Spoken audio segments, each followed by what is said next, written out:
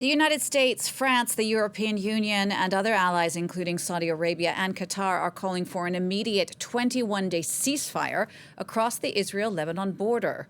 France and the U.S. say it's time for a settlement there, a settlement that ensures safety and security to enable civilians to return to their homes.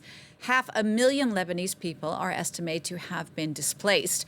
But the Israeli Prime Minister, Benjamin Netanyahu, has dismissed reports of an imminent ceasefire, ordering the Israeli army to continue fighting with full force.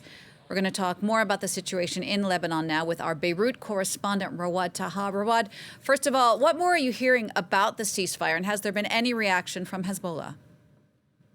We're still not receiving any official confirmations of what's going on from official channels. However, I have received sources from an Arab diplomatic source that stated to me that the ongoing efforts to reach a ceasefire between Israel and Hezbollah have encountered significant roadblocks. That's the term that this Arab diplomatic source used. According to this source, the Israeli representative clearly stated that the current process, what's going on in terms of military action in Lebanon, will not halt, and expressed dissatisfaction with the American proposal, citing numerous Israeli concerns on that proposal.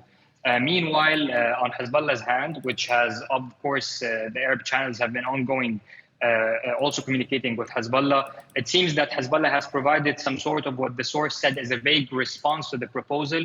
Hezbollah's stance appears to be linked on reaching an agreement with Hamas, which in turn has rejected the current mediation or ceasefire proposal, as it does not include explicitly any commitment to any final ceasefire in Gaza.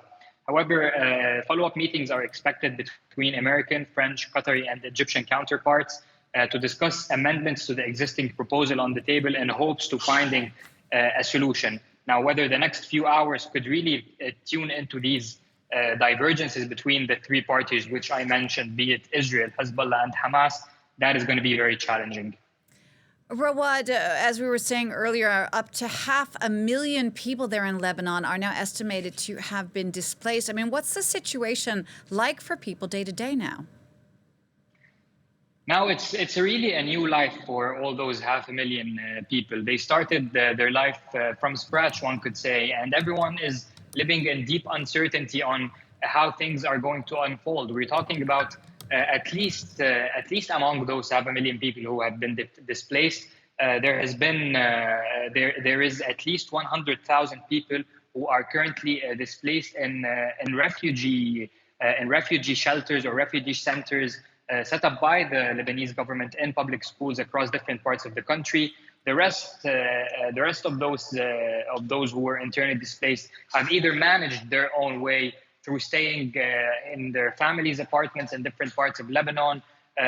We're seeing people who are staying together, 20 family members, different parts of extended family members staying in one apartment that they own, for example, in Beirut or in other parts of Lebanon.